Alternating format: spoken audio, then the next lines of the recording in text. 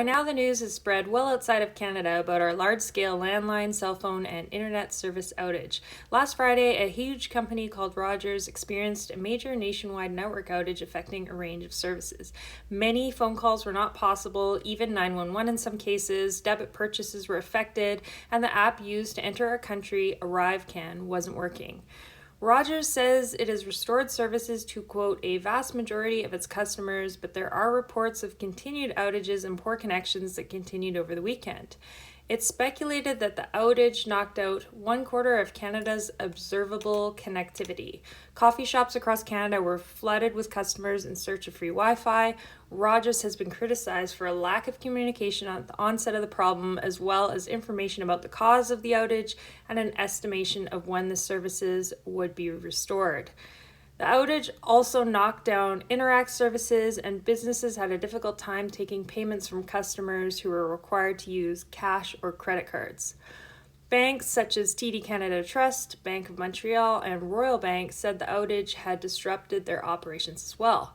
Service Canada and the Canada Revenue Agency experienced phone line outages. Transit systems reported issues with fare payments, and hospitals reported problems with their phone systems. A, quote, network system failure after a maintenance update in the Rogers core network was to blame for the outage. Apparently, the update caused some routers to malfunction.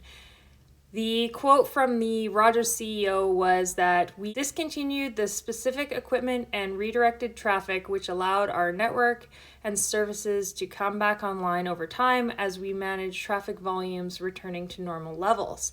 He said that the outage was not due to a cyber attack, and they apologized profusely and continue to apologize. People in all communities across Canada were affected. Today, most issues are resolved. Where we're located in northern BC, all the businesses we saw were not accepting debit. E-transfers online were not possible. People with Rogers cell phones had no service at all. People tried to get money out of the bank and did bank runs, and they couldn't get the money. People needed Visa or cash to buy things. We learned that a lot of people who didn't have cash on them weren't able to buy anything. E-transfers were affected at various banks, and people couldn't use their phones to find out what was going on with the situation or use them for navigation.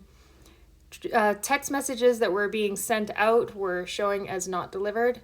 And around here, people find the explanation of the problem suspicious and that something is being hidden due to the scale of the outage.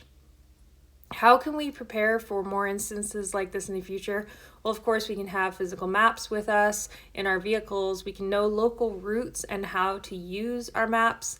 We can consider having one of those old school vehicle GPSs on hand. And of course, we will have lots of cash on hand, ideally a few months worth if we can afford to put that aside, in many denominations, things like $5, $10, and $20 bills. And have a plan in place with our families in case we do lose phone contact.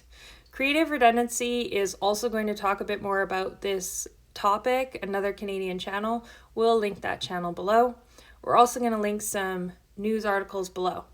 If you enjoy this video, hit that thumbs up button. For more videos like it, consider subscribing to the channel.